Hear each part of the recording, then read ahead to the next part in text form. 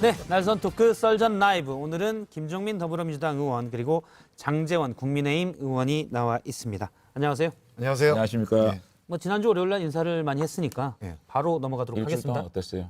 일주일 동안 뭐 열화와 같은 성원이 여의도에서는 지금 이게 대단한 화제입니다. 그렇군요. 예. 동료이도 특히 소위- 테스형. 테스형. 박성태 망가졌다. 예. 저는 좀 자괴감이 오늘도 이제 제작진과 고민을 좀 한 또 끝나면 오늘입니다. 테스형 나오는 겁니까? 예, 나오긴 합니다. 네, 오늘 썬전 라이브 첫 주제 강지영 아나운서가 준비했습니다. 오늘 첫 주제로 새로운 지도부가 출범한 국민의힘 이야기를 풀어볼까 합니다. 이준석 대표, 많은 관심 속에서 오늘 공식 일정을 시작했습니다. 그중 가장 많은 관심이 쏠린 건 아무래도 이 대표가 운전할 국민의힘 대선 버스인 것 같은데요.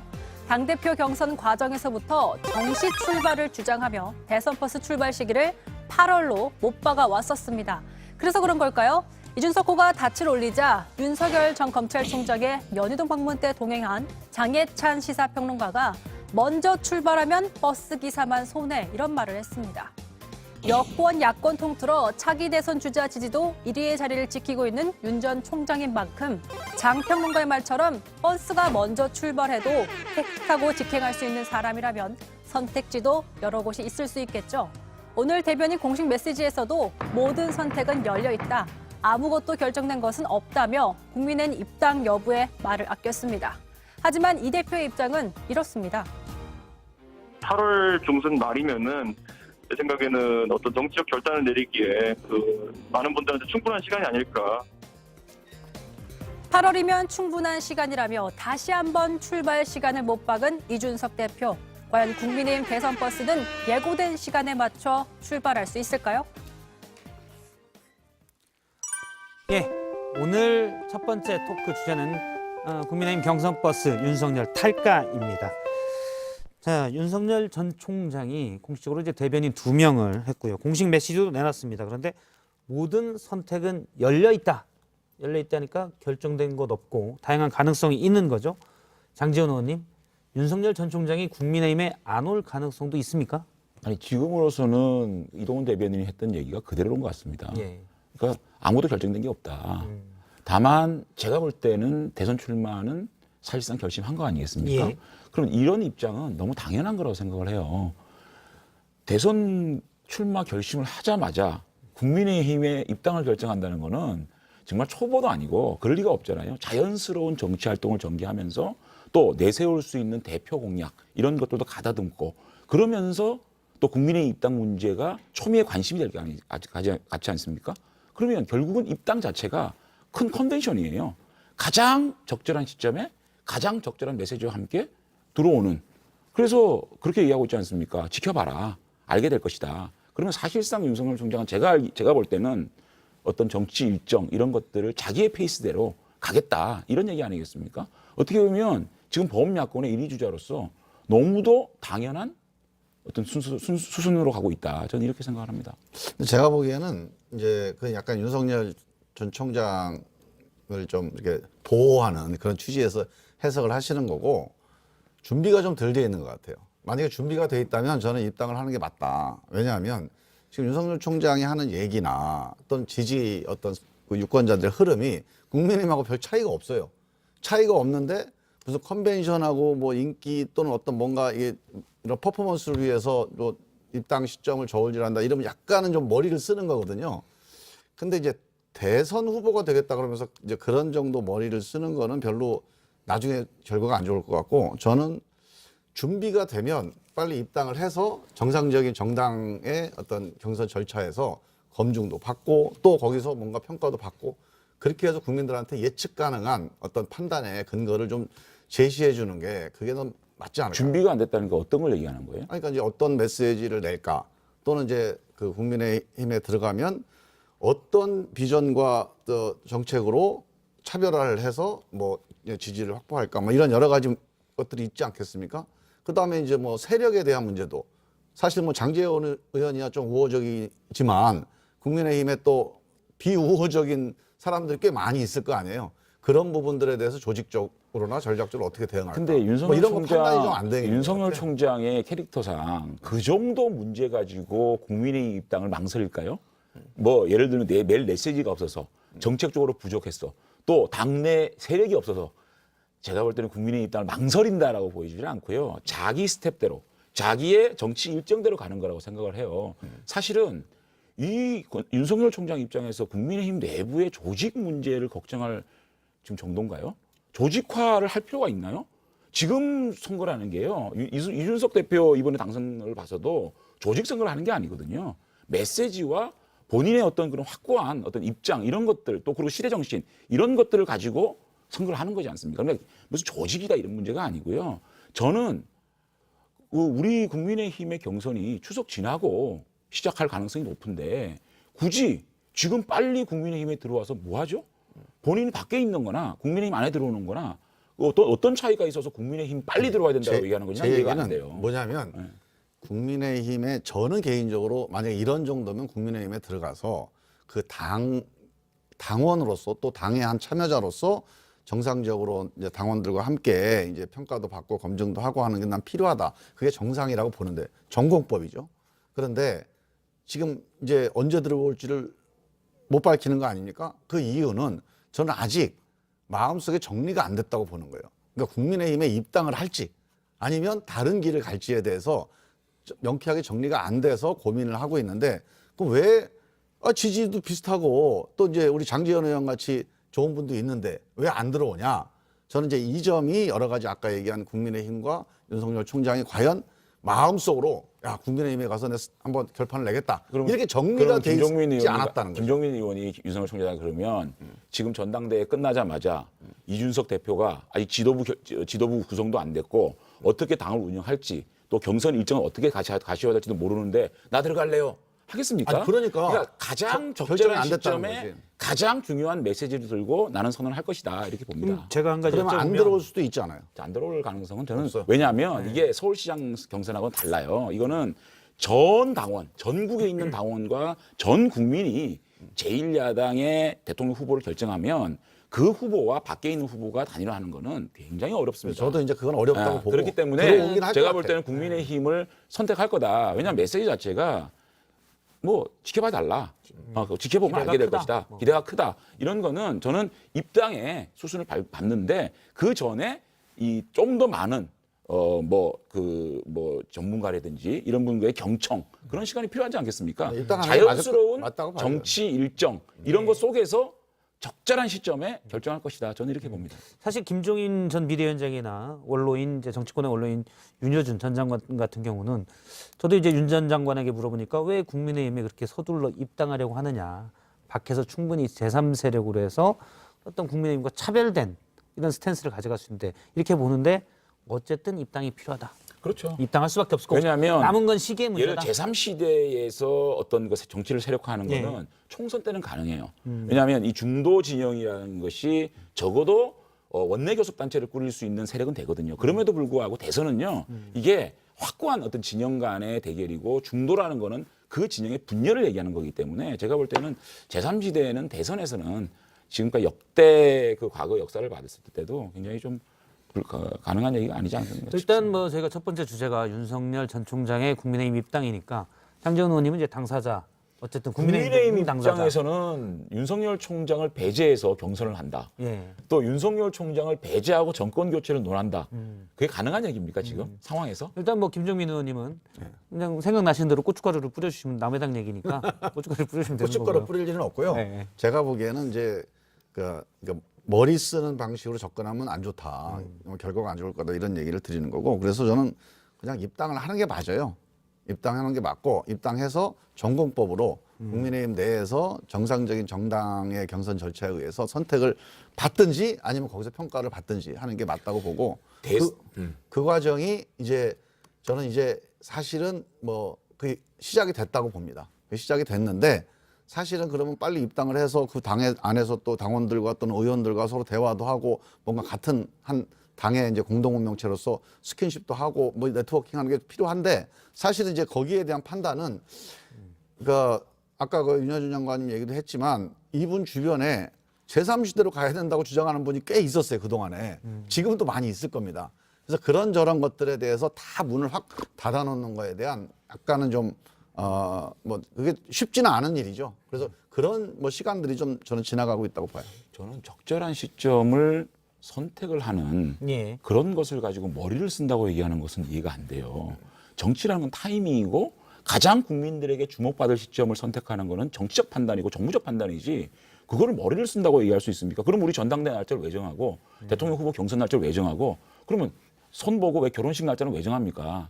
그렇지 않습니까? 그건 이렇게 전부. 네, 그러니까 저는 이 대선에 출마를 하겠다는 결심을 섰다고 봅니다. 다만 국민의힘에 들어갈 수 있는 확고한 명분과 본인의 입당에 대한 변 이런 것들이 아직까지는 좀 정리가 덜 된 거 아닌가. 그러니까 대선 후보로서의 제 얘기도 그런 거예요. 생각 후보로- 정리가 안 됐다는 거예요. 대선 후보로서의 어떤 준비라기보다는 어떤 국민의힘에 들어가는 어떤 그런 준비 이런 게 조금 더 시간이 필요해 보인다 이렇게 생각합니다. 그건 본인의 준비입니까? 국민의힘의 준비입니까? 뭐 둘 다 마찬가지겠죠. 예. 언제가 제일 8월이 제일 적절한. 왜냐면 제가 돗자리까지 가라. 이준석 대표가 8월에 버스는 간다.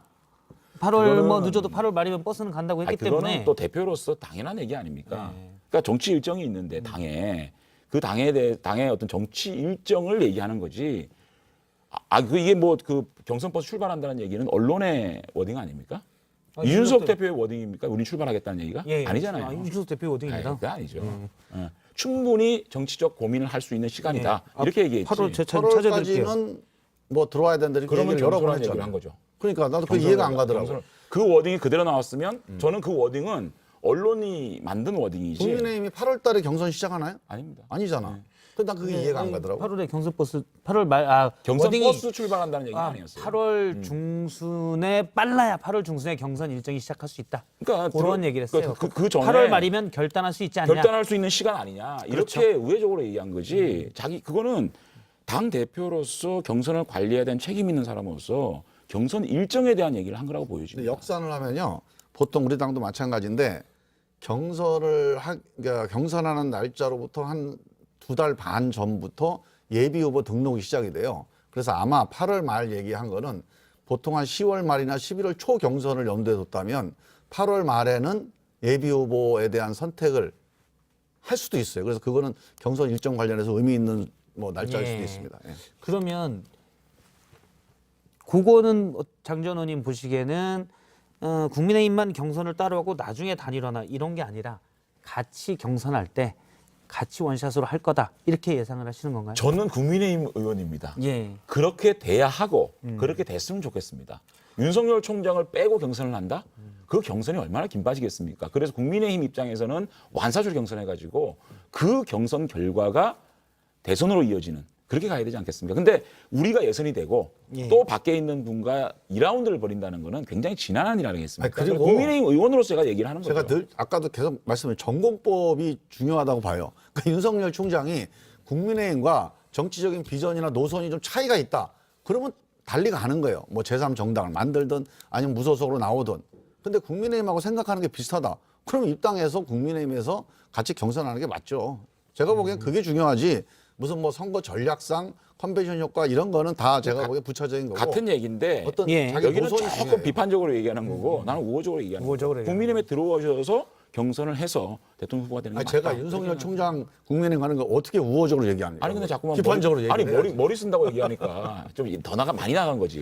그렇죠. 비판적으로 얘기할 수밖에 없죠. 아니, 전략적으로. 아니, 마음에 안 들죠. 에이, 비판적으로 그죠? 마음에 안 들지. 비판적으로 얘기를 하더라도 머리 쓴다고 얘기하는 게 뭡니까? 머리 쓰는 거 맞지. 표현을 좀 가려서 해야지. 그러니까 자기 노선과 그래도 철학대로 이제 가야지. 수석 최고위원 머리 다시 쓰지 한번 말고. 전공이 있어서 이제 구어체를 많이 쓰셔요. 예, 알겠습니다. 그 장해찬 평론가 원래 이제 정식 대변인은 아니지만 네. 윤석열 전 총장의 어떤 입장을 설명하는 시사평론가인데 오늘 그런 얘기를 했어요. 버스가 먼저 출발하면 버스 기사만 손해다. 버스가 먼저 출발해도 택시 타고 직행할 수 있는 사람이라면 뭐 이런 표현도 있었고요. 물론 이제 여기서 윤석열 전 총장의 대변인 역할을 하는 공보팀에서는 대변인 측에서는 공식 입장이 아니다라고 얘기는 했습니다. 어쨌든 서로 신경전은 약간 있는 것 같아요. 아니 저는 이게 무슨 신경전인지 모르겠어요. 아닌가요? 아니, 윤 총장이 이번에 당 대표 결과가 나오고 축하 문자 낸 거 외에 예. 이준석 대표하고 어떤 얘기와 어떤 소통을 했죠? 이준석 대표도 윤 총장에 대해서 러브콜을 했지. 뭐 윤 총장에 대해서 어떤 좀 험한 얘기라든지 또는 좀 강한 얘기라든지 또는 이렇게 했겠습니까? 저는 어쨌든 이 대통령 경선이 얼마나 우리 당으로 봐서는 중차대한 일입니까? 너는 말을 질러놓고 예. 수습하는 방식의 그런 경선 관리는 안 된다. 충분한 소통과 물밑 대화를 통해서 어떤 그 서로 간의 감정선을 건드리지 않는 그런 차원에서의 어떤 얘기들이 돼야 되고 굉장히 신중한 접근이 필요하다 이렇게 생각합니다. 근데 이제 우리 장 의원님은 이제 다 좋게 해석을 하시지만 냉정하게 이거는 좀 인정해야 되지 않을까 싶은데요. 이준석 이제 대표가 윤석열 총장 빨리 들어와라. 경선 전에 들어와서 경선해야 된다. 이렇게 얘기한 거 분명하잖아요. 그래서 사실 뭐 날짜가 8월이냐 아니냐 이건 좀 좀 확인을 해볼 필요는 있지만 하여간 들어와서 경선에 합류를 해야 된다. 이 입장은 분명히 얘기를 한 거예요. 근데 거기에 대해서 그러면 이렇게 얘기를 해야 됩니다. 알았다. 너 준비되는 대로 들어가마. 이렇게 하면 뭐 신경전이니 뭐니 이게 말 나올 게 없어요. 근데 지금 이제 윤석열 총장의 얘기는 뭐 언제까지 이렇게 뭐 측도 뭐 이렇게 자꾸 얘기가 나오는지 모르겠지만 하여간 본인이 나서질 않으니까 윤석열 총장의 전언은 뭐냐면 들어갈지 안 들어갈지도 아직 모르겠다. 여러 가지가 다 열려 있다라고 계속 지금 이준석 대표의 메시지하고는 딱 약간은 엇박자가 나는 메시지가 나오고 있는 건 사실이에요. 그래서 이 문제를 아무것도 아니다라고 보기에는 저는 나중에 조금 어떤 사단이 생길 수도 있지 않을까? 저는 그런 생각. 글쎄, 저는 이준석 대표의 메시지에 너무 정치적 함의를 담는 것도 좀 위험하다고 생각을 해요. 이준석 대표 같은 경우에 지금 뭐 이런 얘기 같아요. 보니까 이준석 대표가 뭐 그 유승민, 소위 말하는 유승민계라는 얘기인데 저는 이 이준석이라는 정치인이 굉장히 영민한 정치인인데 김종인 위원장이나 유승민 의원보다 정치 오래 할 친구예요. 그런데 그 얘기에 흔들려 가지고 아주 공정한 경선 또 윤석열을 배제한 경선을 추진한다? 저는 그런 무모한 어떤 그런 악수는 안 둘 거라고 생각을 해요. 그거는 제가 보기엔 잘못된 거고요. 이준석 대표가 개인으로서는 뭐 유승민 의원하고 가까워서 어떤 선택을 할 수 있지만 대표가 된다면은 그런 일은 못 합니다. 그러니까요. 그건 안 되는 일이고 예. 저는 단지 이준석 대표 말이 맞다고 보는 거예요. 적어도 윤석열 총장이 대선 나올 것 같으면 국민의힘에 들어와서 같이 경선하는 게 맞다. 이렇게 이제 판단하고 있고 주장을 하잖아요. 저는 이 말이 맞다고 보고 사실은 그 말이 유승민 의원하고 가깝기 때문에 한 말이 아니라 그냥 국민의힘 대표기 때문에 그런 말을 한 거다. 저는 아니, 그래서 대표된지 잠깐만요. 조금만 거기에 얘기할게요. 대해서 어떻게 이제 거기가- 판단하느냐가 중요하다는 아니, 거지. 자 대표된 3일 됐어요. 그런데 자 이준석 대표가 8월 우리 말쯤 이제 경선하려고 그러는데 그 전까지는 들어오는데 충분한 시간 같습니다. 이렇게 얘기했는데 알았어요, 저 들어갈게요. 이렇게 합니까? 아니 지금 도대체 윤 총장한테 지도부가 만들어진 지 2, 3일 만에 우리 국민의힘에 들어온다는 어떤 확고한 메시지를 내라라고 재촉하는 사람이 이상한 사람들입니까? 아니면 그 당연한 행보를 하고 있다라고 보는 게 길게 맞습니까? 하지 맙시다. 이거 아니, 사실 그러니까 이게 뭐 들어오면 들어오는 아니, 거지. 근데 이거를 길게 아니, 근데 얘기를 해요. 이거를 끊으려고 하는데 계속 아니, 말씀하셔서 그게 아니고 다음 주로 넘어가려고. 이거는 하는데. 민주당 의원이 예. 우리 당에 보고 이준석 대표와 윤석열 총장 간에 어떤 불화가 생길 수 있다라고 지금 이런 말도 안 되는 예측, 말도 안 되는 예측들을 되게 예민하게 하니까 반응하네. 사실 뭐 아니, 근데- 불화가 아니라 서로 말하는 게 좀 다르다는 아니, 얘기인데 이제 다른 게 사실이에요, 아니, 사실. 다른 게 아니에요. 이준석 대표는 당헌 당규상 그 전당대회 하는 일정이 있잖아요. 그 일정을 얘기를 한 거예요. 근데 그 윤 총장은 덕담을 한 거예요. 모든 게 뭐 열려 나는 있다. 별 지켜봐 관심이 달라. 없는데 관심이 그러니까 되게 많은 것 자꾸 같아요. 이걸 가지고 얘기를 하니까 한마디 그냥 덧붙인 거예요. 이게 네. 들어오면 들어오는 거고 근데 네. 경선이 이거는 근데 벌어져야 덧붙이는 사람이 얘기를 일단 더 길게 여론조사에서 하잖아요. 윤석열 전 총장의 지지율이 꽤 높게 나오는데 입장 현재 명확하지 않기 때문에 많은 분들이 궁금해하는 것 자체는 사실이어서 궁금해하는 그것만 것도 굉장히 예. 어떻게 보면 관심이잖아요. 그렇죠. 예. 그러니까 그래서 가장 정치적으로 적절한 시점에 저는 입장이 나올 거라고 생각해요. 어쨌든 언론에서 혹시 갈등이 있는 것 아니냐 이준석 대표와 윤석열 총장이 어차피 유승민계란 얘기도 그런 맥락에서 나오는 거고. 근데 사실이 아니지 뭐. 그런데 사실 이런 서로의 견제 뭐 이런 제목 나오는 게 이 속에서 서로 밀당하면서 띄워주는 것 아니냐라는 해석도 일부에서 나오긴 해요. 네, 예. 역시 기자들은 참 다양한 해석을 하세요. 그럼요. 우리는 늘 상상합니다. 알겠습니다. 안철수 대표도 여쭤보려고 했는데 시간이 다른 주에 넘어가서 다음 주에 또 여쭤볼게요. 알겠습니다. 두 번째 주제를 강정 아나운서의 브리핑으로 보겠습니다. 30대 당대표 그리고 최고위원들 요즘 점치인 바람이 제대로 불고 있는 국민의힘이죠. 그런데 오늘 더불어민주당 최고위원 회의에서도 보기 드문 장면이 포착됐습니다. 보통 당대표, 원내대표에 이어서 선출직 최고위원들이 득표율 순서대로 쭉 발언을 하는데요. 오늘도 평소와 같이 김용민 위원님과 봤더니 유민 최고위원님 순서 바꿔주셔서 고맙습니다. 네. 이따금씩은 청년의 목소리를 먼저 듣는 최고위도 괜찮을 것 같습니다. 네. 청년 최고위원인 이동학 위원이었습니다. 늘 마지막에 마이크를 들던 그가 김용민 위원에 앞서 발언을 한 거죠. 이 의원은 82년생으로 아르바이트를 하면서 20대를 보냈고요. 민주당 전신인 열린우리당 행사장에서 아르바이트를 한 2년으로 입당까지 했습니다. 당 혁신위원 등을 거친 민주당의 대표 정치인 중 한 명으로 내년 대선 기획단장 후보로 꼽히는 인물이기도 하죠. 민주당에 부쩍 커진 청년의 목소리, 국민의힘의 분 30대 대표 바람이 내심 신경이 쓰였던 걸까 싶은데요. 과연 민주당의 청년 맞불 작전 효과를 보일지 지켜봐야겠습니다. 예, 두 번째 주제는 이준석 돌풍의 민주당 우리도 정했습니다. 김정민 의원님께 먼저 여쭤보면 최고위원회에서 청년위원이 세 번째로 발언했는데 되게 드문 경우입니다. 발언 수를 미리 좀 조정을 했습니까? 우리도 청년을 앞세우자. 아니요, 제가 최고위원 할 때도 예. 발언 순서가 조정되는 경우가 가끔 있습니다. 보통 이제 뭐 득표 순서대로 발언을 하잖아요. 예. 근데 일반적인 경우고 어떤 최고위원이 오늘 이게 좀 중요하다 메시지가 그러면은 양해를 구하고 보통 이제 당대표 원내대표를 넘어서까지 하는 경우는 아주 이제 예외적인 경우고요. 예. 일반적으로 원내대표 다음에 세 번째로 발언하는 경우는 가끔 있었어요. 원래 그래서 이제 이번에도 아마 이제 그 이동학 최고위원이 청년 최고위원이니까 네. 청년 관련된 메시지 혹은 또 이제 이준석 대표도 되고 그랬으니까 우리 민주당에서도 어떤 청년의 메시지나 목소리를 조금 더 강조하는 뭐 이런 취지도 좀 들어가 있지 않을까. 원래 수석 최고위원이셨으니까 예. 이전 지도부에서 예. 세 번째로 이제 당대표 원내대표 그다음에 예. 주로 하셨는데 그때도 다른 사람이 끼어든 경우들이 예, 있었다. 있죠. 예. 예. 근데 저는 좀 안쓰러워요. 이렇게 따라합니까? 아, 그러니까 이게 청년 정치인이 국민의힘에 등장했으면 민주당은 집권 여당이잖아요. 그러면 세련함, 노련됨, 어떤 그 해결하는 어떤 그 능력, 유능함 이런 거를 보여주면서 좀 더 해결할 수 있는 그런 능력 있는 정당으로 가야지. 여기서 청년 정치인 나와서 청년 띄우고 아니 좀 안쓰럽지 않습니까? 그러니까 자꾸만 민주당이 국민의힘 아류가 되면 2등만 해요. 안쓰러워서 그러신 것 같은데 저를 보고 그러지 마시고 김정민 의원님을 직접 보시고 보십시오. 안쓰러운 표정으로 예, 얘기를 해주세요. 우리 당의 당원과 국민의힘 지지층과 중도층만 가지고 경선을 했어요.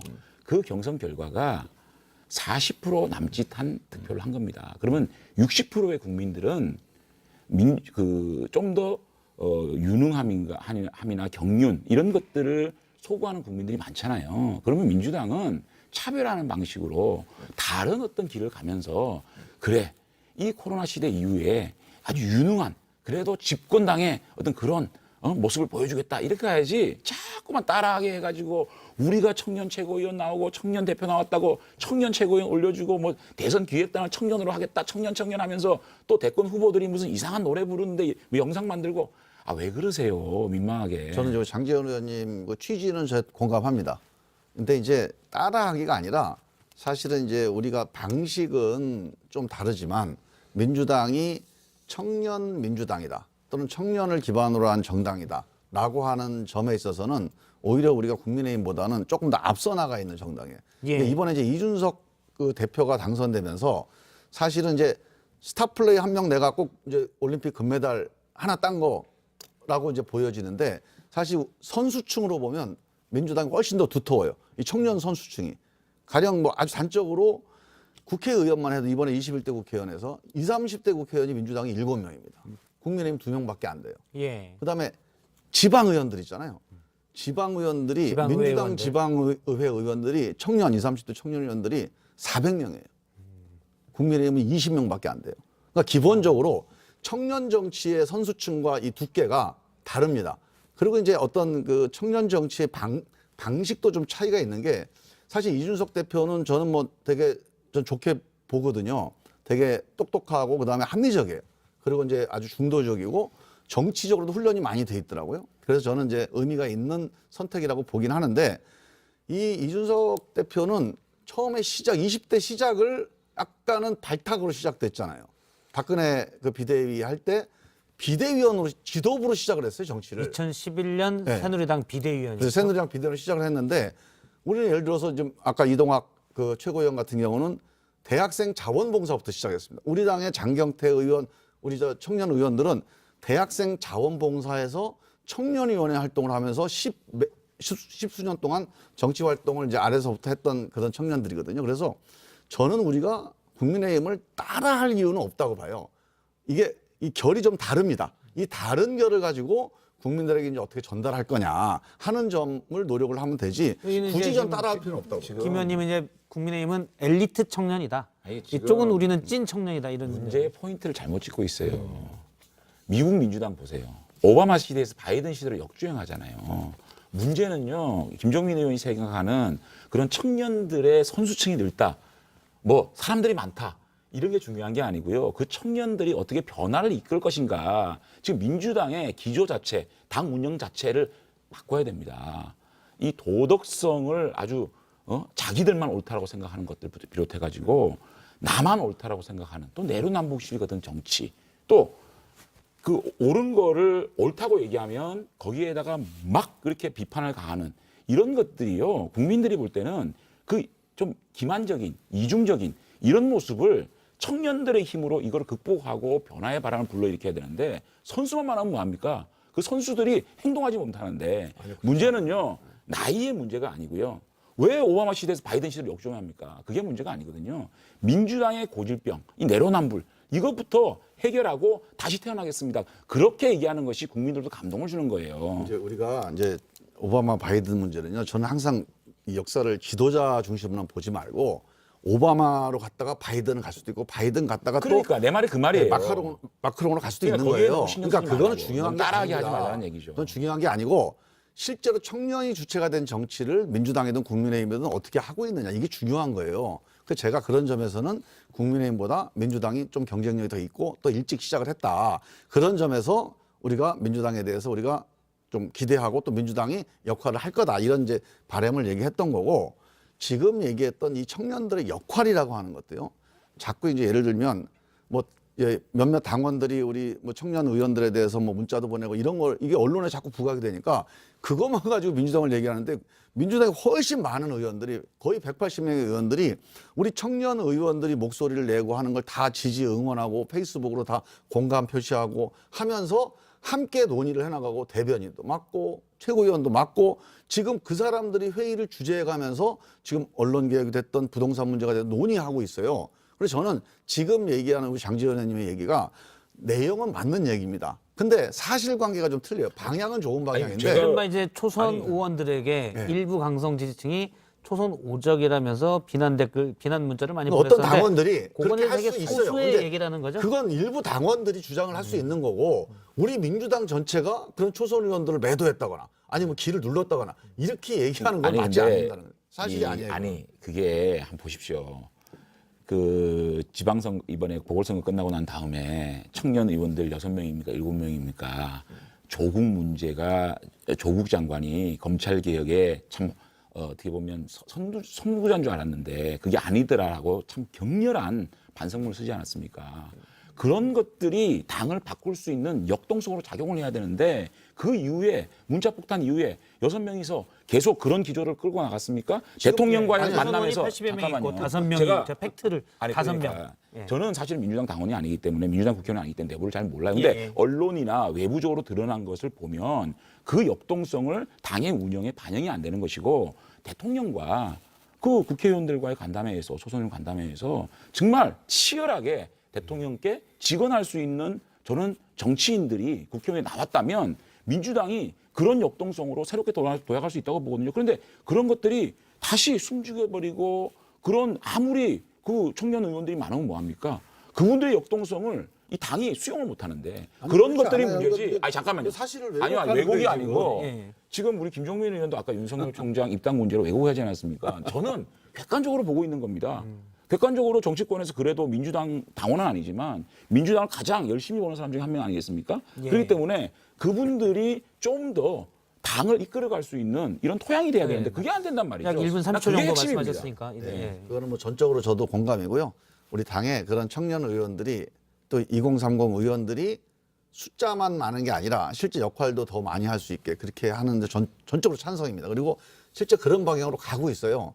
지금 2030 의원들이 뭐 조국 장관 문제 가지고서 그 문구 하나 가지고 지금 계속 얘기하시는데 그거에 대해서 의견이 다른 분도 있을 수 있잖아요. 우리 당내에. 그런 논쟁이 있는 거고요.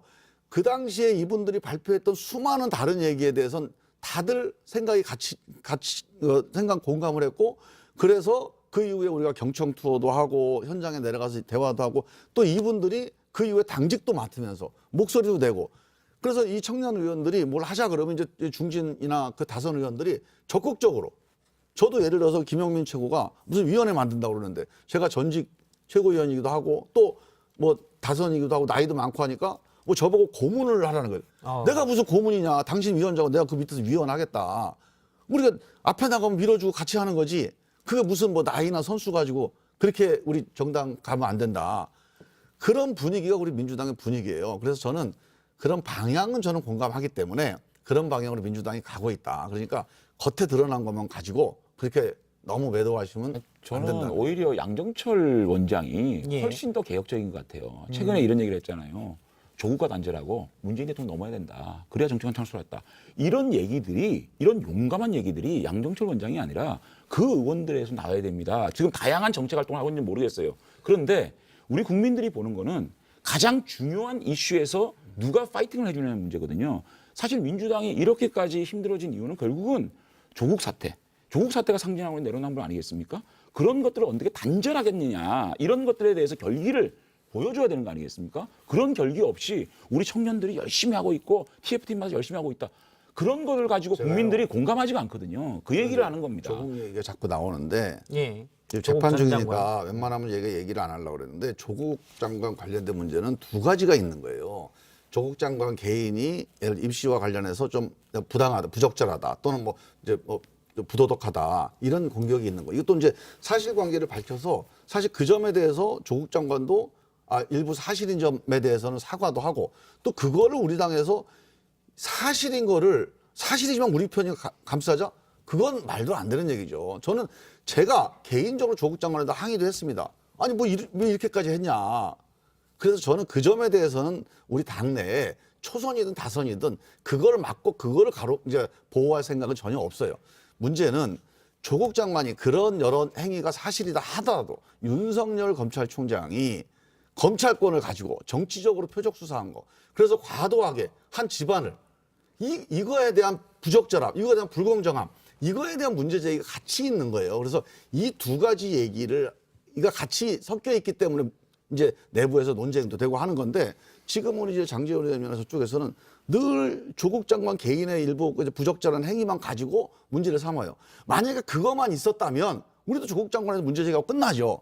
근데 여기다 대고 검찰이 했던 행위가 이것도 그러면 그냥 넘어가야 되냐? 이건 안 된다는 자, 거죠. 또 챗바퀴 도는 얘기. 챗바퀴도, 예. 잠시만요. 얘기할게요. 20초 정도만. 아니 근데 뭐 피의사실 유포라든지 신상 털기라든지 그다음 별건 수사라든지 이런 것들을 문재인 정권 들어오자마자 그런 수사의 형태에 대해서 아주 단절하고 그런 개혁을 시작하고 어떤 사람이든 간에 그런 보호를 받았다면 저희들이 이런 얘기를 안 해요.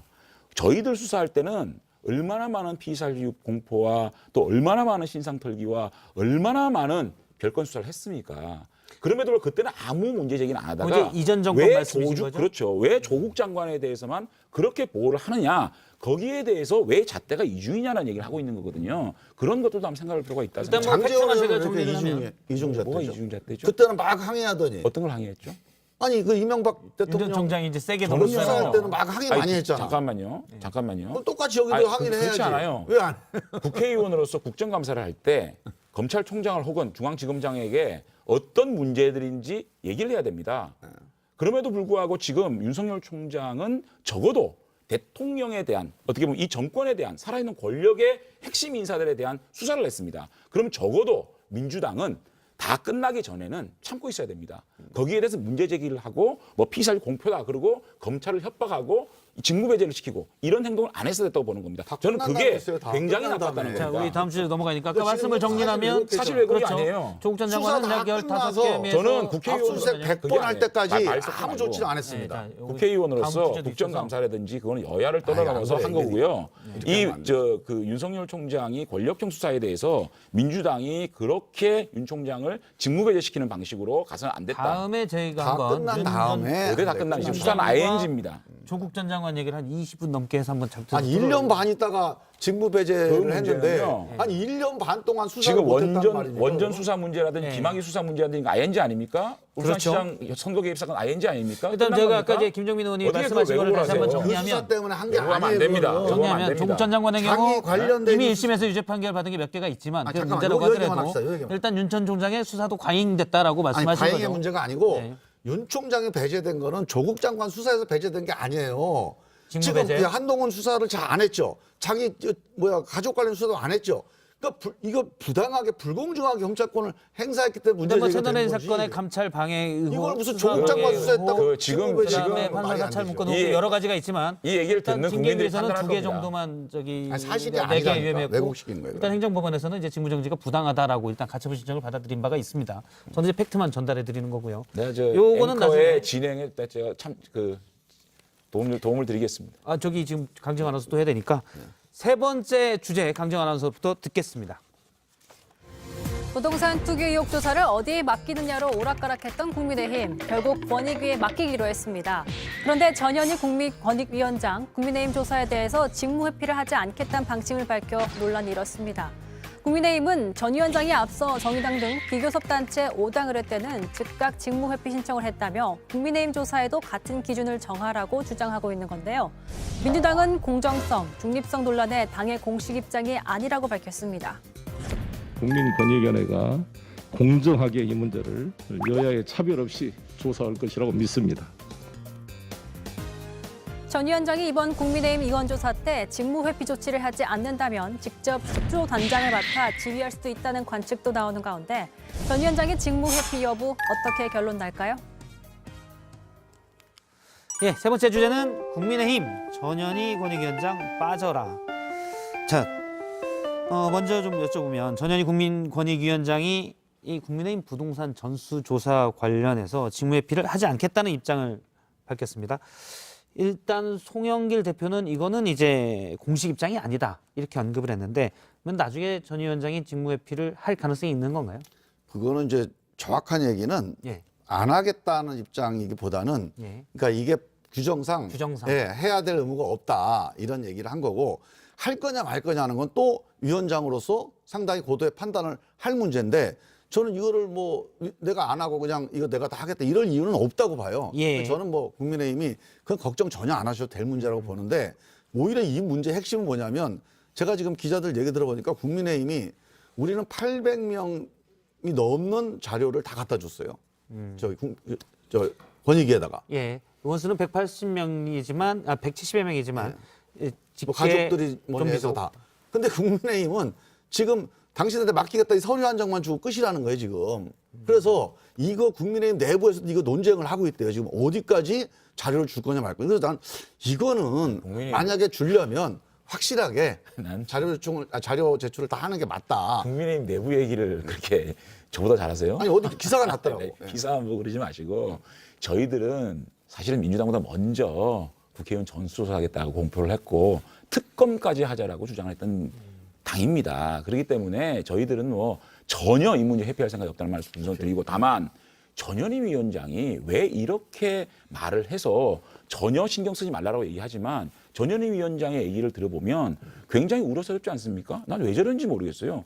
본인이 민주당하고 똑같은 형식으로 전수조사를 하면 될 문제를 쓸데없이 내가 빠지지 않겠다라는 쓸데없는 얘기를 해가지고 뭐 전현희 위원장은 우리 당 괴롭히려고 이거 전수조사하는 겁니까? 빨리 그 민주당이 했던 방식, 그 기준 그대로 하면 되지 않겠습니까? 그렇게 하면 되죠. 아니 잠깐만 또 대로 들어보세요. 그대로 하면 예. 됩니다. 그 기준대로 하면 되는데 괜히 이게 분란을 일으켜가지고 그러면 저희들이 차라리 수사권이 있는 검찰에 조사받겠다 이런 생각까지 하는 겁니다. 근데 제가 이제 검찰 쪽에 물어보니까 불가능하다. 아니, 그러니까 그걸 그러니까 저희 강조를 하는 거죠. 권익위원장 전현희 민주당 의원 또 부위원장이 이번에 예. 된 분이 문재인 대통령 캠프의 법률지원단장이라면서요. 권익위를 이렇게 만들어 놓고 이분들을 배제시키지 않고 우리 조사를 하겠다? 사실은 그거는 객관적으로 봐도 이거는 전현희 위원장이 쓸데없는 분란을 일으키는 얘기를 한 겁니다. 예. 일단 뭐 전현 위원장이 그건 원론적인 직무상 원론적인 입장을 밝힌 거고 법규상, 회피할 가능성이 크다고 법규상 보시는 회피 거죠. 의무가 있는 건 아니다. 예. 이런 정도의 얘기라고 보시고. 하지만 결론적으로 예. 회피할 거다. 예, 그거는 뭐 제가 보기엔 큰 문제는 아니라고. 예, 알겠습니다. 아까 말씀하신 검찰 수사는 뭐 이준석 대표도 얘기를 했는데 강조를 한 얘기고요. 예, 그 근데 이제 정도까지 검찰이 6대 범죄만 수사하도록 돼 있는데 아니, 농지법 위반은 거기에 안 아니 들어가기도 하고. 수사권이 있는 검찰에 가서라도 저희가 피의 선상에 있는 사람으로 수사받겠다 이런 강조를 한 거고요. 어쨌든 지금 권익위원회에서 저희들이 권익위원회로 지금 당내에서 그래도 권익위로 가서 민주당과 똑같은 기준과 잣대로 조사를 받아보자 예. 이렇게 얘기했는데 그럼 김종민 의원 말처럼 전현희 위원장이 그냥 원론적이라고 했다 그러면은 지금 왜 얘기합니까? 아 이런 원래는 내가 할 수가 있지만 공정성을 위해서 위원장 부위원장은 빠지고 이렇게 객관적으로 하겠다. 이렇게 메시지를 내면 되는 건데 쓸데없는 정치적 아직 분란만 야기시키는 시작이 거 안 아닙니까? 됐어요. 예. 조사가 시작되면 입장을 아마 입장을 밝히겠죠. 다시. 예. 조사가 시작도 안 돼. 일단 자료가 아직 뭐 안 넘어와가지고 이전 시작이 안 지도부의 됐습니다, 수석 최고위원이셨던 김종민 전 최고위원이 그리고 전현희 위원장이 회피할 거다라고 예측을 하고 있기 때문에 그래서 뭐 믿고 넘어가도 될 것 같아요. 정식적으로 가지 않을 거 아니 김종민 의원께서 공식적으로 오늘 전현희 위원장이 빠져라라고 얘기한 거 맞죠? 그죠? 아니 빠져라라고 하는 게 아니라 저는 빠지지 않겠냐고 예상을 한 아니, 거죠. 예상이 아니라 그러면 빠지지 않으면 당연히 빠지라고 얘기하실 거죠? 상식적으로 그게 합리적이고 뭐 자연스럽지 않을까 보는 거예요. 그럼 됐어요. 뭐 지시할 입장에는 없으니까. 아니 그래도 아니 정치적 메시지는 낼 수 있는 거죠. 그렇죠. 예. 제 의견은 그렇다. 의견은 그렇다. 훌륭한, 알겠습니다. 훌륭한 의견이에요. 오늘 뭐 적절한 횟수에 불꽃 효과가 나오고 제가 사전에 부탁드린 오늘도 대로 불꽃이 좀 있었나요? 예, 불꽃이 많이 적절하게 저번엔 너무 이렇게 목소리 오디오가 겹친다고 저는 표현하는데 그래도 좀 충분히 얘기를 입장들을 들었던 것 같습니다. 오늘도 좀 겹친 것 같은데. 예, 알겠습니다. 네, 오늘 두 분 말씀 여기까지 듣겠습니다. 고맙습니다. 감사합니다. 세상이 왜 이래 왜 이렇게 힘들어